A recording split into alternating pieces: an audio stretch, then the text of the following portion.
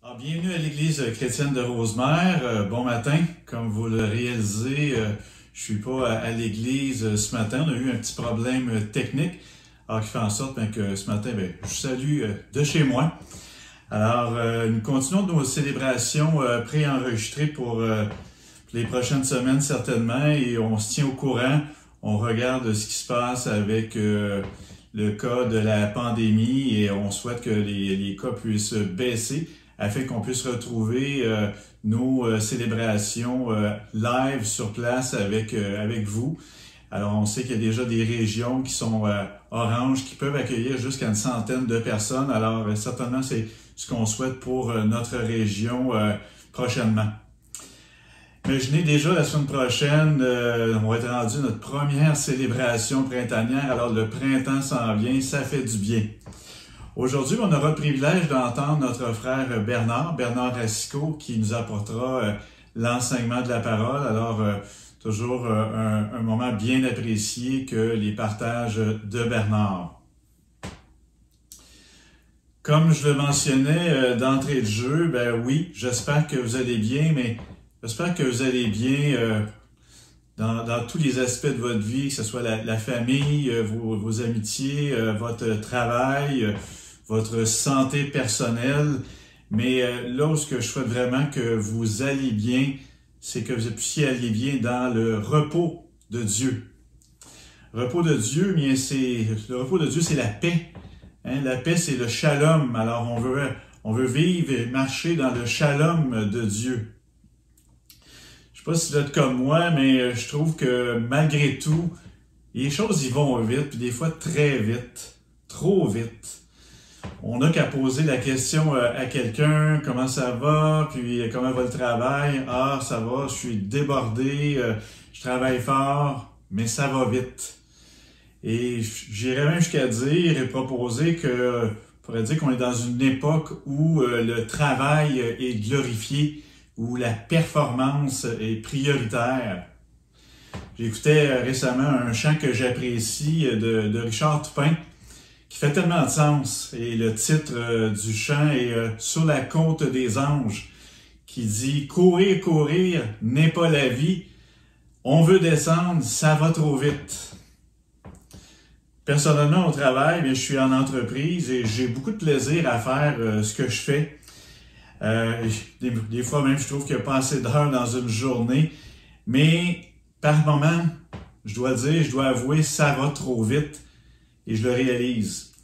Depuis quelques années, prenant conscience de cela personnellement, j'ai pris des décisions et j'ai tendance à répondre une phrase qui en surprend quelques-uns lorsqu'on me demande « Comment ça va, André, au travail? » Et je leur dis « Bien, je travaille fort à travailler moins fort. » En fait, je ne suis pas en train de dire qu'il ne faut pas être actif. Tout ce que je dis, c'est qu'il faut, en bon québécois, slacker la pédale. Slacker la pédale. On va regarder ensemble sur l'écran un proverbe que j'apprécie beaucoup, qui parle justement qu'il est bon d'être actif, et c'est le proverbe 12-27 qui dit « Le bien précieux d'un homme, c'est d'être actif. Le bien précieux d'un homme, c'est d'être actif. » Alors Dieu nous veut actifs. Cela est sain, cela est bon. C'est d'exprimer nos dons, nos talents, nos passions et ce que Dieu nous donne comme attitude. Et en fait aussi, c'est de gagner notre pain. Alors, il est bon d'être actif, mais je dirais le problème, c'est quand ça devient excessif. Le travail, l'activité excessive peut nous amener à un déséquilibre, un burn-out. Alors, ça, faut faire attention. On peut se retrouver aussi, ce que je dirais, être continuellement dans la gestion de l'urgence. L'urgence va toujours crier plus fort pour solliciter notre temps. Il faut faire, je pense, une différence entre l'urgence et l'importance. Ce qui est urgent, ce qui est important. Ce qui est important, c'est certainement notre relation avec Dieu, notre saine relation avec Dieu, avec notre épouse, avec nos époux, pour les hommes, les femmes, avec notre famille, alors avec les enfants, nos amitiés, notre bien-être. Alors ça, ce sont des choses qui sont importantes. Ce qui est aussi important, mais c'est de savoir s'arrêter. Ce qui, pour certains, comme moi, peut être difficile, qui peut être chose pas facile. On va regarder un autre passage et on va regarder deux versions de ce passage qui sont fort intéressantes, que vous allez pouvoir voir sur l'écran, qu'on retrouve dans Hébreux.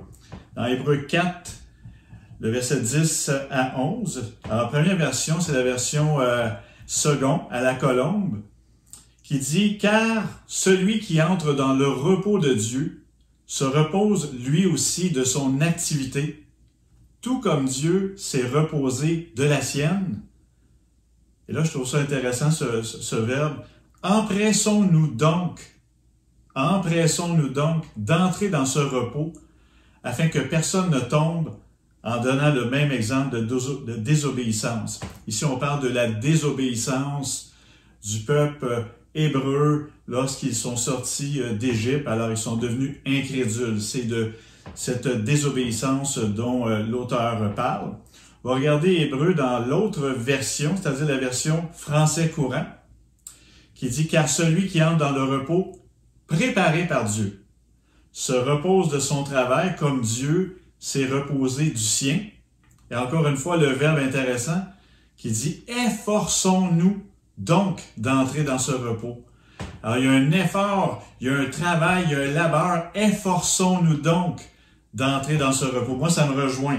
Je dois faire un effort pour entrer dans le repos de Dieu. Et faisons en sorte qu'aucun de nous tombe en refusant d'obéir comme nos ancêtres. Alors, des passages très, très intéressants. Alors, oui, dans le travail, il y a un effort, il y a une diligence, il y a une importance aussi à entrer dans le repos de Dieu. Le repos, mais c'est de s'arrêter ou de pouvoir s'arrêter chaque jour, de prendre le temps dans la présence de Dieu, de méditer sa parole, de marcher avec lui, Jésus qui est le Prince de paix. Et on peut faire ça tout au cours de notre journée. Quotidiennement, on peut entrer dans le repos de Dieu. Le repos, c'est aussi de se reposer de son travail, de ses œuvres hebdomadaires. Alors, au moins une fois par semaine, je sais que nous sommes habitués de se reposer le dimanche, alors qui est excellent. On se rassemble règle normale le dimanche et de mettre ce temps à part pour Dieu. Si on ne peut pas le faire le dimanche, mais au moins d'identifier une journée dans la semaine pour pouvoir s'arrêter, se reposer. Un dernier passage, si vous me permettez, et on va terminer là-dessus, c'est dans le livre de Luc.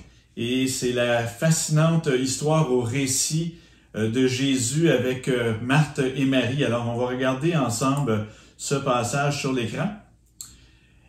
Tandis que Jésus et ses disciples étaient en chemin, il entra dans un village où une femme, appelée Marthe, le reçut chez elle.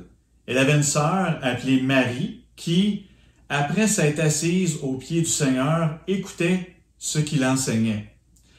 Marthe était très affairée à tout préparer pour le repas. Elle survint et dit, « Seigneur, cela ne te fait-il rien que ma sœur me laisse seule pour accomplir tout le travail? Dis-lui donc de m'aider. » Et le Seigneur lui répondit, on peut quasiment imaginer comment Jésus aurait pu dire cela, et de dire, « Marthe, Marthe, Marthe, Marthe, tu t'inquiètes et tu t'agites pour beaucoup de choses, mais une seule chose est nécessaire, ou on pourrait dire importante. Et Marie a choisi la meilleure part qui ne lui sera pas enlevée. » Alors, tellement de belles leçons dans ce récit.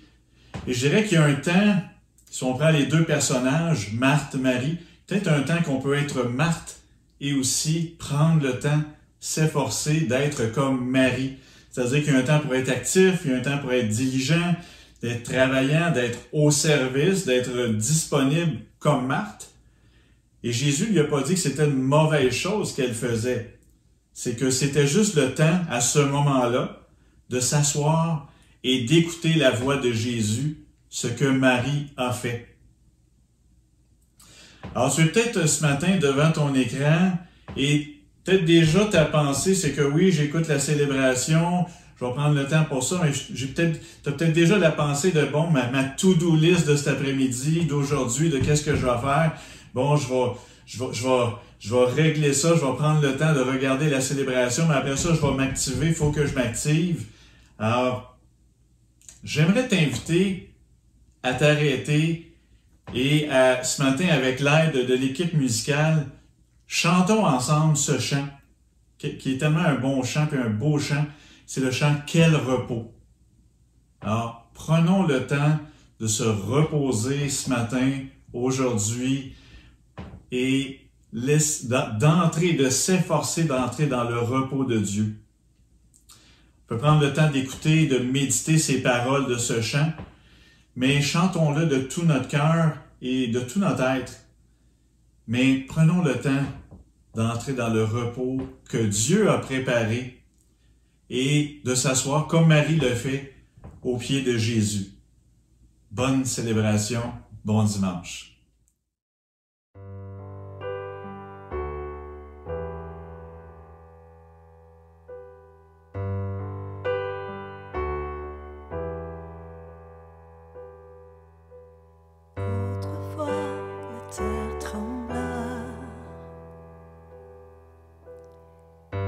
Son puissant de ta voix, les océans déchaînés, Jésus peut les apaiser. Et malgré tout, mes yeux sont sur toi. Malgré tout, j'ai confiance.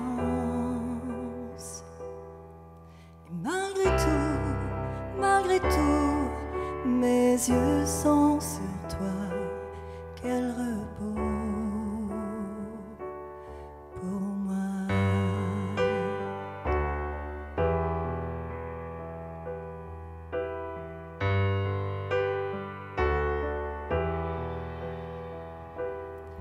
Je garderai toujours la foi devant mes plus grands combats. Tout ce qui me semble surmontable,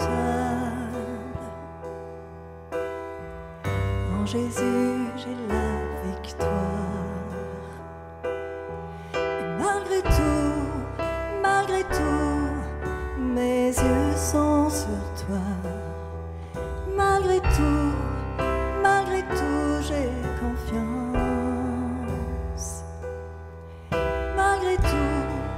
Malgré tout, mes yeux sont sur toi. Quel repos, quel repos. Je m'abandonne à toi, Jésus.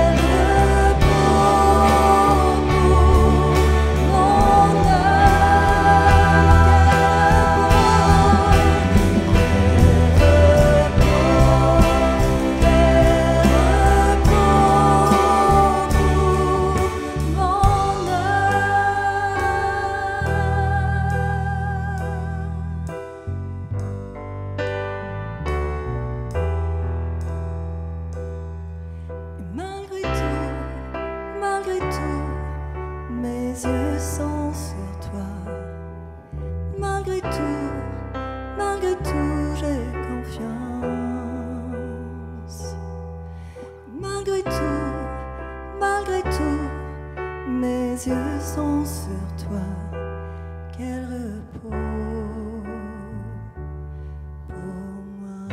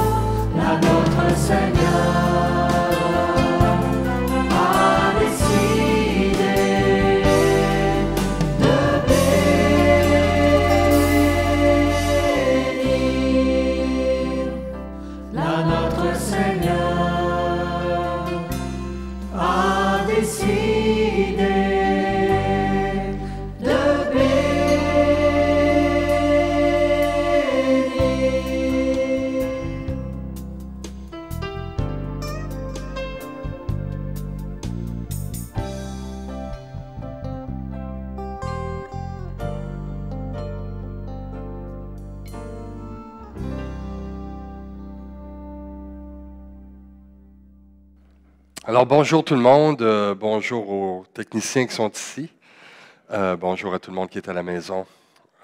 Deuxième semaine de mars. C'est un plaisir d'être avec vous aujourd'hui. C'est un plaisir d'avoir cette opportunité-là d'échanger avec vous.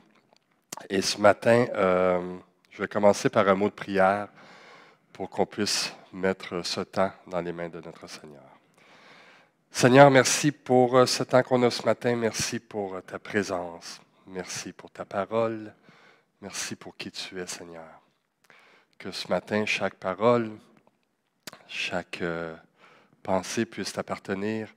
Et dans tout ce qu'on est, Seigneur, on va être digne de l'appel que tu nous as donné. Et ce matin, remplis-moi de ton esprit, remplis-nous tous de ton esprit pour qu'on puisse discerner combien tu es bon, combien tu es amour et que on veut te laisser travailler dans nos vies, Seigneur. Prends toute la place ce matin et que ton esprit nous anime. Amen.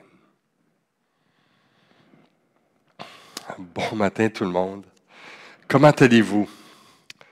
Comment allez-vous? Parce que ce matin, je pensais à ça, ce matin, ça fait 1 an qu'on a fermé l'Église. Ça fait 1 an que les mesures de confinement sont appliquées. Et voici un texte du mois de mars, il y a 1 an. L'annonce d'une série de mesures visant à limiter les rassemblements publics à un maximum de 250 personnes et la fermeture de tous les établissements d'enseignement et les garderies pour une période de 14 jours. 14 jours. 14 jours qui durent encore 1 an plus tard. Ce matin, je n'irai pas dans le « ça va bien aller ». J'irai plus dans le « est-ce que ça va bien après 1 an, comment on se sent, comment est-ce qu'on est ». Et pour moi, si je fais le cheminement depuis le mois de mars l'année passée, il s'est passé beaucoup de choses. Et je sais qu'on a beaucoup parlé du COVID, du coronavirus, de tout ça dans nos prêches. Mais c'est sûr que c'est quelque chose qu'on ne peut pas passer à côté. Mais j'aimerais ça ce matin prendre ce temps-là pour dire que ce qui, pour moi, a été tellement bénéfique dans toute cette période-là. Au début, lorsque c'est arrivé, le confinement, ça nous a tous pris par surprise. Moi, le premier, j'étais pas prêt à ça. J'étais pas prêt. Moi, je roule à 100 km/h tout le temps. J'ai le pied dans le plancher. J'ai toujours plein d'activités. Puis c'était ça qui était devant moi. J'avais une invitation pour faire une exposition à Paris pour soit l'automne 2020, l'automne ou peut-être l'hiver 2021. En tout cas, on planifiait ça. J'avais été en Normandie il y a 1 an et demi pour planifier tout ça. Et j'avais fait une expo à Rosemère qui s'était terminée juste avant le confinement, le 8 mars. Donc, j'étais prêt. Donc, avec le confinement, l'expo a été annulée. On avait un spectacle à Sainte-Thérèse cet été avec ma collègue Marie-France Lantin. On a gagné un concours qui était de faire le 15 août la première partie d'un artiste populaire dans les concerts du village à Sainte-Thérèse. Annulé. Reporté à 2021. Dans le cadre du COVID, j'ai été mis à pied à Direction chrétienne parce que c'est une pression qu'on ne voulait pas imposer aux donateurs. Et j'ai dû être mis à pied. Et dans le cadre de cette mise à pied-là, que ce choix-là a été fait conjointement avec moi et Direction chrétienne, Nathalie et moi, on a décidé, on a prié là-dessus, on a décidé que c'est peut-être le moment venu de mettre tous mes efforts sur la Rive-Nord et de quitter Montréal et Direction chrétienne. Donc, c'est un deuil de 27 années qui s'est fait. Tout ça en même temps. Les projets ont arrêté à la Maison des Jeunes. On avait des subventions pour des projets de création cet été, plein de projets avec le Camp Péniel et la Maison des Jeunes. Ça a été arrêté. Aussi, on avait un lancement, un spectacle pour un lancement d'un single qu'on devait faire cet automne. Il a dû être cancellé. Donc, c'est une série de deuils qui se sont faits pour moi. Le vide est arrivé dans ma vie. Ça fait drôle de dire ça, mais tout d'un coup, j'avais trop de temps pour penser, trop de temps sur mon iPad. Et c'est là qu'il y a comme eu un clash dans ma vie. Je roule, j'ai plein d'activités, et là, je suis arrêté. En passant les temps sur l'iPad, ce n'est pas toujours bon, surtout dans les premiers temps où on explique les symptômes. On explique les symptômes du coronavirus et comment détecter ces symptômes-là. Je vous dirais que les premiers soirs, ou le premier soir, un en particulier où je me rappelle, j'écoutais sur YouTube comment reconnaître les symptômes du coronavirus. Donc, est-ce que tu as mal à la gorge? Est-ce que tu fais de la fièvre? Est-ce que tu es en contact avec des gens? Et plus que j'écoutais ça, plus que j'en faisais de la fièvre et que je faisais de l'anxiété et que j'avais mal à la gorge. Et ce soir-là, je me rappelle, je me suis couché et j'avais chaud. Donc, j'ai dit, je fais de la fièvre, c'est fini, j'ai le coronavirus, je vais mourir, je ne sais pas ce qui va arriver. Et là, finalement, je me suis endormi. Pour me réveiller le lendemain matin, et j'étais correct. Finalement, c'était pas si pire. Puis là, la télé a dit, t'es chaud. Fais-tu de la fièvre? Là, ça repart, l'anxiété au tapis. Mais finalement, non, je ne l'avais pas. C'est juste que c'était des choses qu'on se rappelle. Puis tu dis, aïe, aïe, aïe, c'était rochant. Puis là, je prenais une marche à tous les jours parce que, écoute, j'étais chez nous, j'avais rien à faire. La maison des jeunes est arrêtée, mon travail est arrêté, la musique est arrêtée, l'église est arrêtée. Pas de louanges, pas rien. Au début, tout le monde était comme sur le choc. Qu'est-ce qu'on fait? Et finalement, au mois d'avril, ma sœur jumelle a une crise cardiaque, un infarctus, et 2 semaines après, elle décède, après un coma de 15 jours. Là, pour moi, c'est un peu c'est la noirceur qui est arrivée, un peu.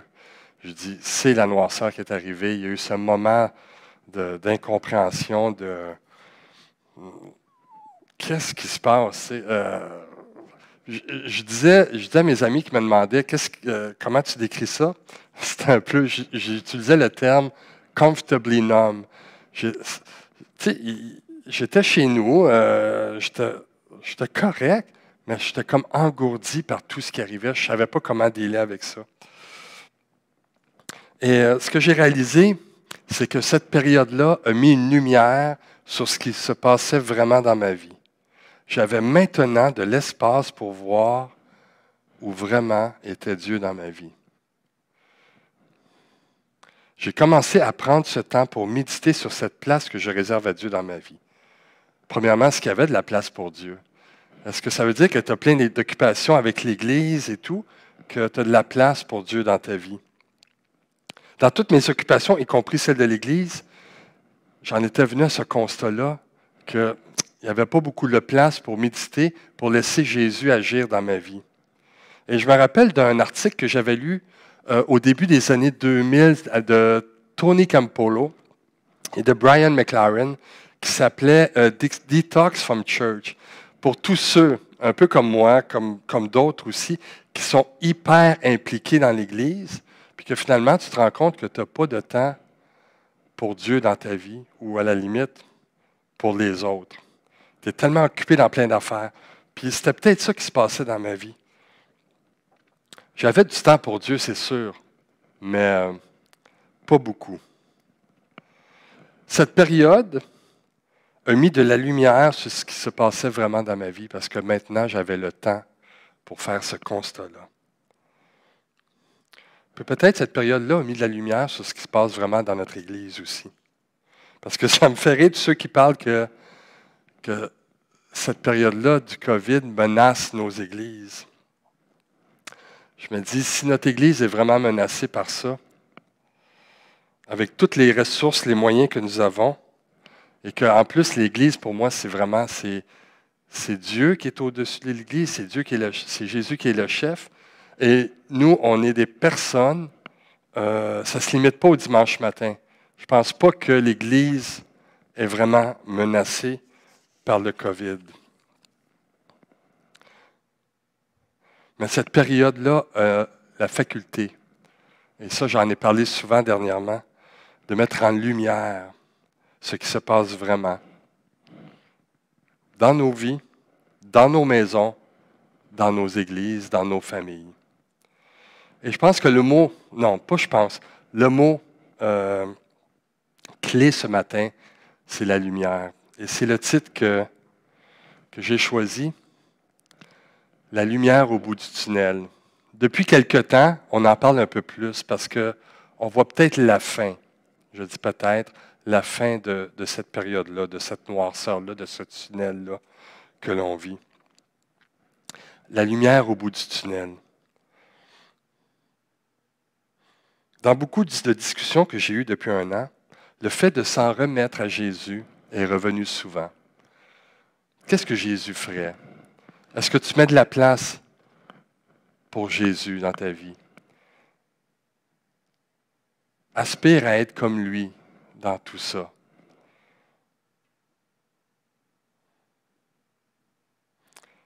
C'est ce qui revenait souvent. Parce que, en tant que Bernard, j'étais rendu au bout de mes ressources. Donc, Jésus devenait un peu cette lumière-là pour moi au bout du tunnel. Pourquoi lui? Pourquoi Jésus?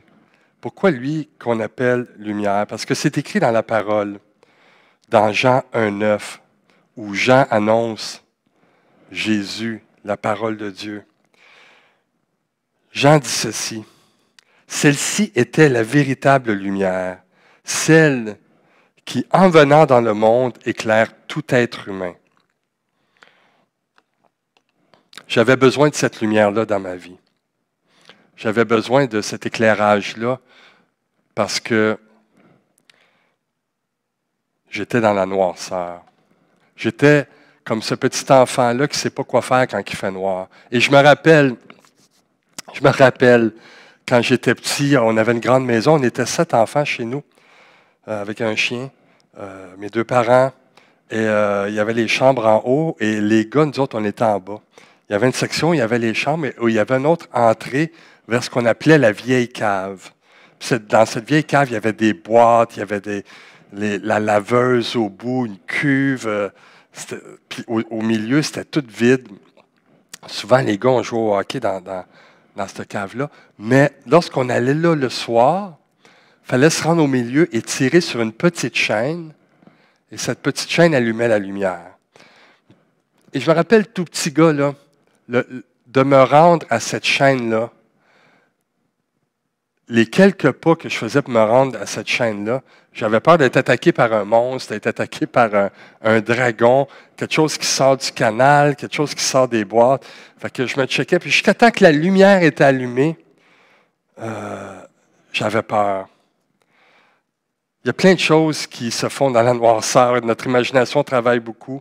Et lorsqu'on est dans la noirceur, il y a comme de la peur. Dans l'obscurité, c'est quelque chose qui est étranger à nous. De rien voir, lorsque tu es dans le noir, c'est là que tu te demandes si tu es dans la bonne direction. Il est facile de se perdre dans la nuit. Et c'est pour ça que j'avais tant besoin de cette lumière-là. Et le printemps, pour moi, c'était cette noirceur-là dans ma vie. Un autre verset où Jésus, qui parle au public, il dit « Moi, Jésus, je suis la lumière du monde, dit-il. Celui qui me suit ne marchera pas dans les ténèbres. Il aura la lumière de la vie. » Et encore dans Jean 12, 46, C'est pour être la lumière que je suis venu dans le monde, afin que tout homme qui croit en moi ne demeure pas dans les ténèbres. Jean 1,7. Il vint pour être témoin de la lumière, afin que tous les hommes croient par lui. 1 Jean 1,5. Voici le message que nous avons entendu de Jésus-Christ et que nous vous annonçons. Dieu est lumière et il n'y a aucune trace de ténèbres en lui. Et même dans les psaumes, il y a plusieurs psaumes, mais j'en ai choisi un. Ta parole est comme une lampe qui guide tous mes pas.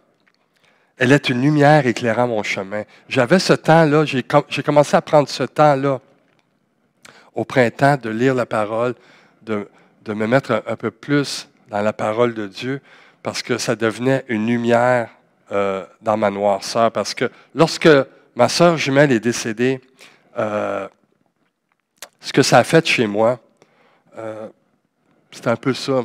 Qu'est-ce que tu as fait? Pourquoi? Pourquoi tout ça? Pourquoi ça arrive à moi? Pourquoi moi? Et je marchais vraiment dans la noirceur. Pour venir sur la parole, la Bible utilise la lumière comme symbole de joie, de vie, de vérité et de tout ce qui est positif et bon. Elle nous dit que Jésus est la lumière du monde. Quelle puissante description! Alors, c'est là que je veux utiliser et étudier la signification spirituelle de cette idée. Apprendre au sujet de Jésus. Pourquoi Jésus est la lumière dans ma vie? Je crois que Jésus est la lumière dans ma vie dans la mesure où je le laisse être la lumière dans ma vie. Où je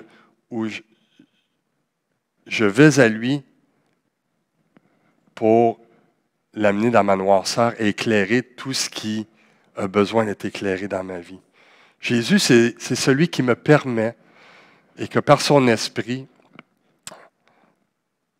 ça m'aide à aller voir ce qu'il y a de plus creux en dedans de moi, cette noirceur-là, qui ressortait lorsque je vivais toute cette détresse-là au printemps. Parce que Jésus nous appelle à nous aussi être la lumière du monde. Dans Matthieu 5,14, vous êtes la lumière du monde, une ville au sommet d'une colline n'échappe pas au regard. Et fais donc attention dans Luc 11,35, fais attention à ce que ta lumière ne soit pas obscurcie. J'ai une responsabilité par rapport à le fait que Jésus est lumière et que Jésus est dans ma vie. J'ai besoin d'utiliser Jésus dans ma vie pour qu'il éclaire ma vie et qu'à mon tour, je puisse éclairer ce qui est alentour de moi.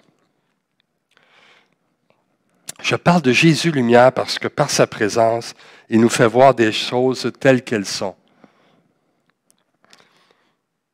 Jésus est vérité. Et je reviens souvent à ça, c'est que le fait qu'il est la vérité et qu'on le laisse agir dans nos vies, qu'on le laisse être cette lumière-là et qu'on veut apprendre de la vérité, il nous montre les choses qui sont vraies dans notre vie, dans la mesure où on le laisse agir. Jésus a ce pouvoir-là de faire ressortir des choses par sa lumière, parce que Jésus, ce n'est pas un concept, ce n'est pas que des paroles, ce n'est pas que tout simplement une démarche psychologique. Jésus est vraiment vivant. Et Jésus peut agir en tant que lumière dans notre vie pour nous faire enlever ces ténèbres-là qui sont dans notre vie. Donc, je devais prendre conscience de qui je suis, de qu'est-ce qui se passe dans ma vie, ce que moi j'appelle mon histoire. Prendre conscience de mon histoire peut être difficile, mais pas aussi éprouvant que de passer à côté de ma vie à me sauver de celle-ci. Je devais affronter qu'est-ce qui se passait vraiment dans ma vie. Et c'est la même chose lorsque dans d'autres messages, j'ai parlé de l'anxiété, d'affronter l'anxiété, d'affronter ce qui est difficile, d'affronter ce qui est devant nous. C'est d'affronter aussi ces ténèbres-là, parce que Jésus est lumière. Mais d'affronter ça, c'est d'accueillir notre vulnérabilité. Et c'est risqué faire ça. mais pas aussi dangereux que d'abandonner l'amour de Dieu, l'appartenance et la joie. C'est ces expériences-là qui, quelque part, nous rendent vulnérables.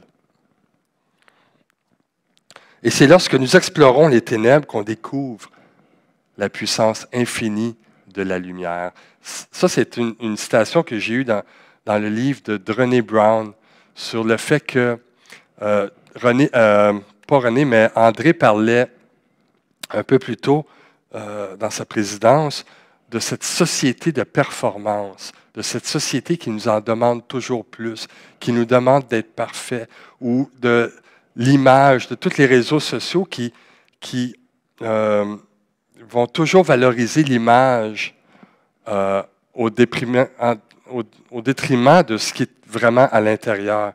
Et c'est toujours cette demande-là de perfection, de performance. Et la vulnérabilité d'un être humain, c'est pas très bien accepté dans notre société. Et c'est lorsque nous explorons les ténèbres qu'on découvre la puissance infinie de la lumière de Jésus. J'ai souvent parlé dans mes messages de la compassion envers les démunis. Excusez-moi, je vais prendre de l'eau.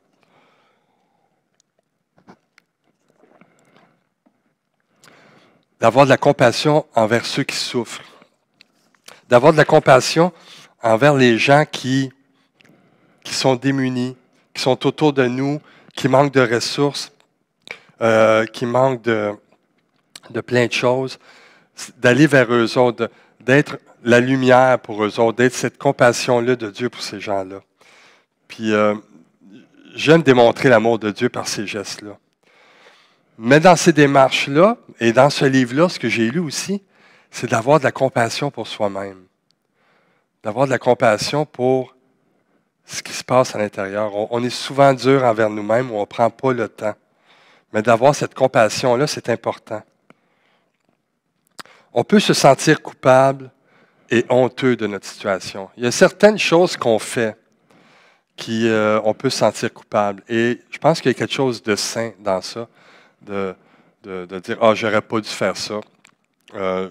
J'ai été coupable envers mon frère, envers ma sœur, ou j'ai agi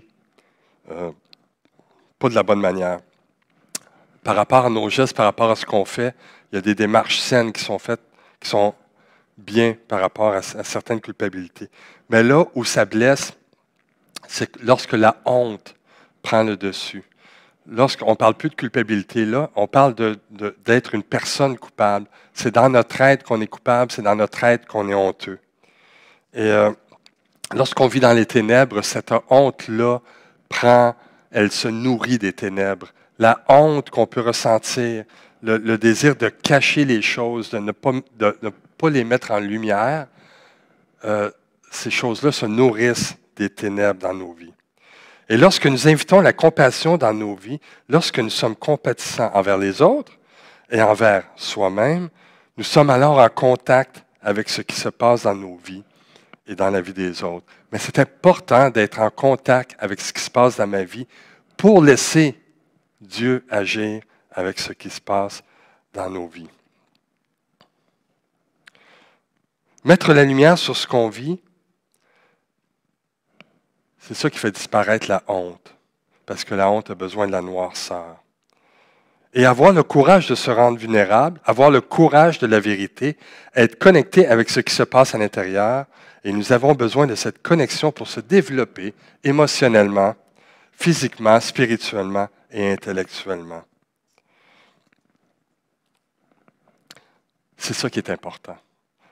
André parlait tantôt, c'est ça, il a parlé des choses qui sont importantes dans la vie.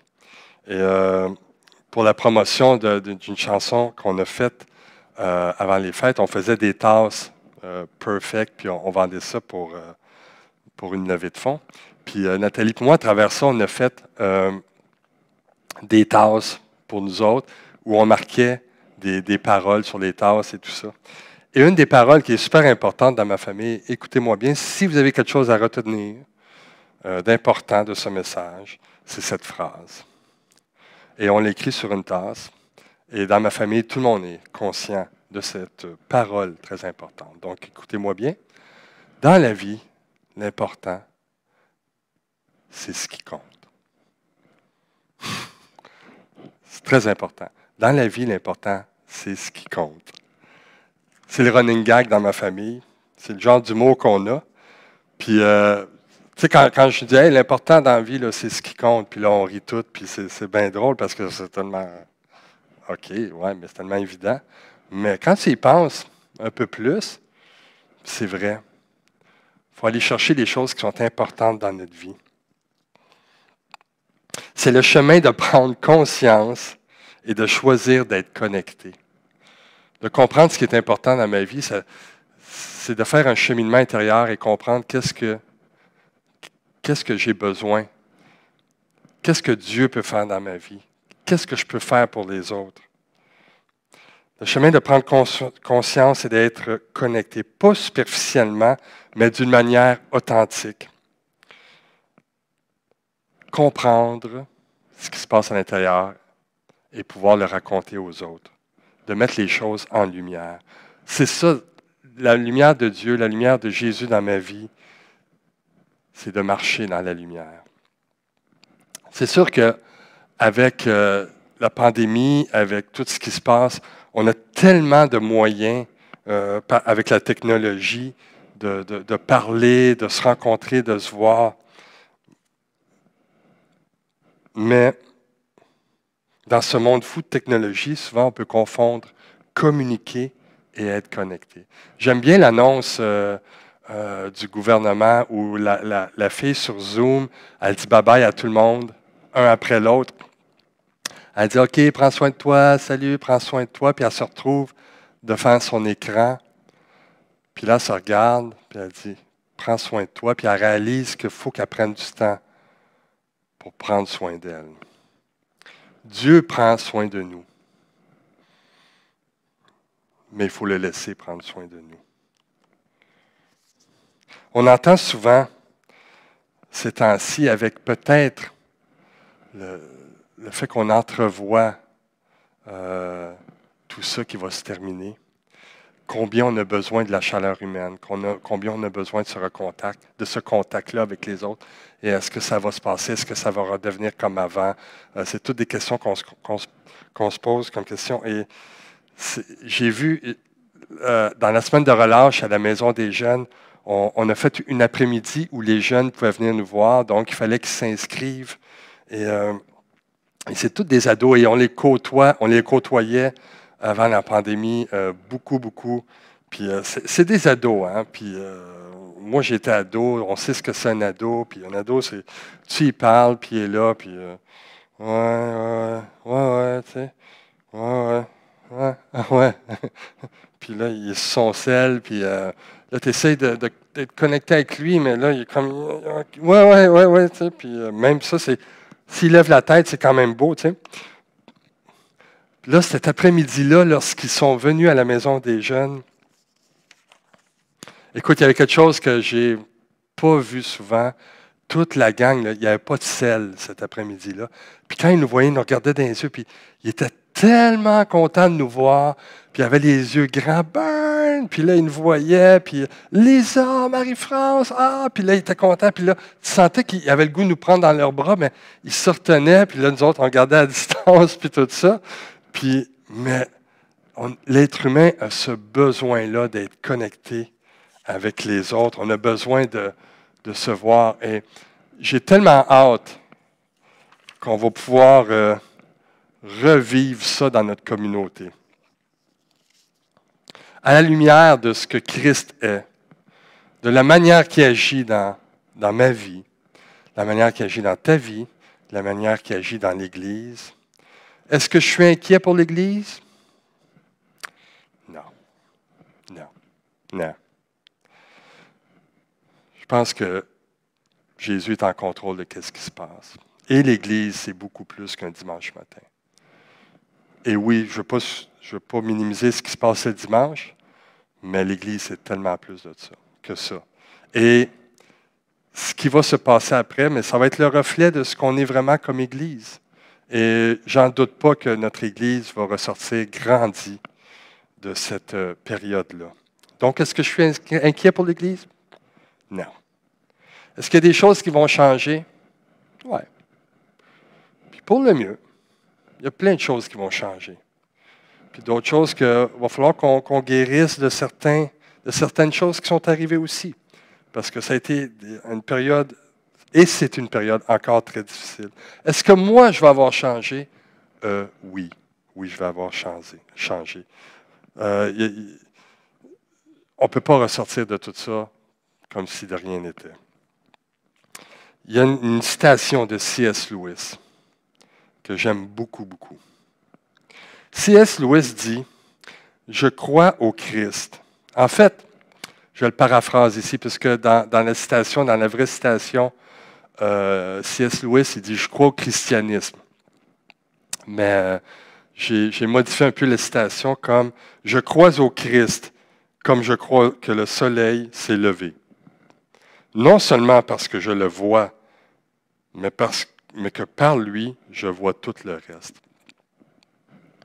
Je crois au Christ comme je crois que le soleil s'est levé. Croire au Christ, c'est lui qui est la lumière. Et par lui,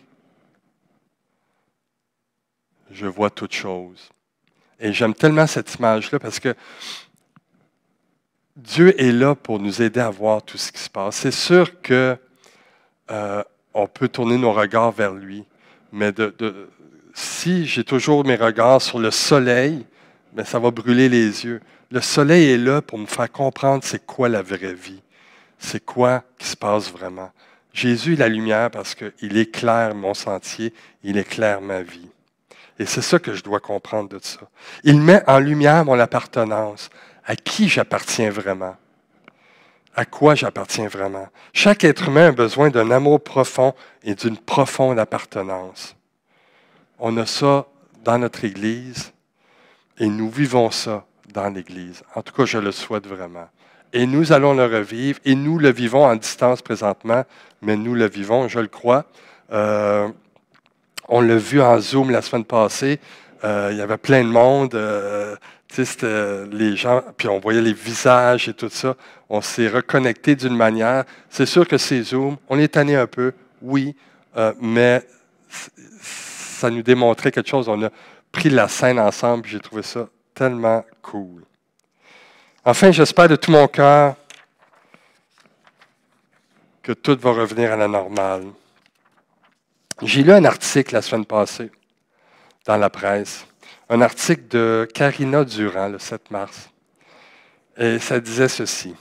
« Enfin, j'espère de tout mon cœur qu'il reviendra bientôt. Ce temps où nous pourrons salir de la vaisselle ensemble et nous tromper de verre en rigolant. Et puis, je l'attends, avec impatience ce temps où on pourra se rassembler en bulles familiales diverses, sans se soucier de se tenir à l'écart les uns des autres. Parce qu'à bien y penser, c'est probablement la seule chose que nous n'oublierons jamais de la grande noirceur. C'est drôle qu'elle l'a appelée la grande noirceur, quand nous en serons enfin sortis. 2 mètres, c'est exactement la distance qu'il faut pour commencer à se sentir loin de ceux qu'on aime. Donc, que Jésus mette une lumière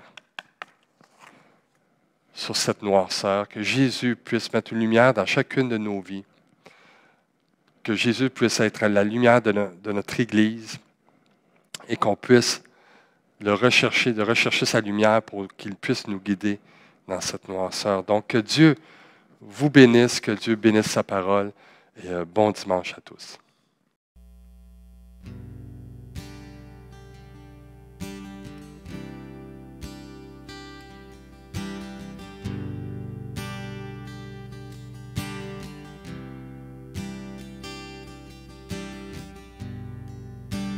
Digne de tous les chants que je chanterai,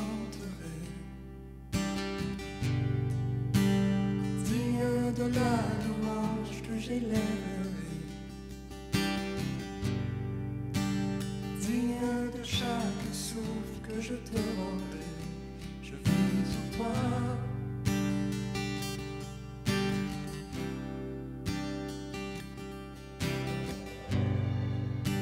Jésus, le nom au-dessus de tous les mots, Jésus, tu es le seul m'offrant le pardon. Digne de chaque souffle que je te rendrai, je vis pour toi.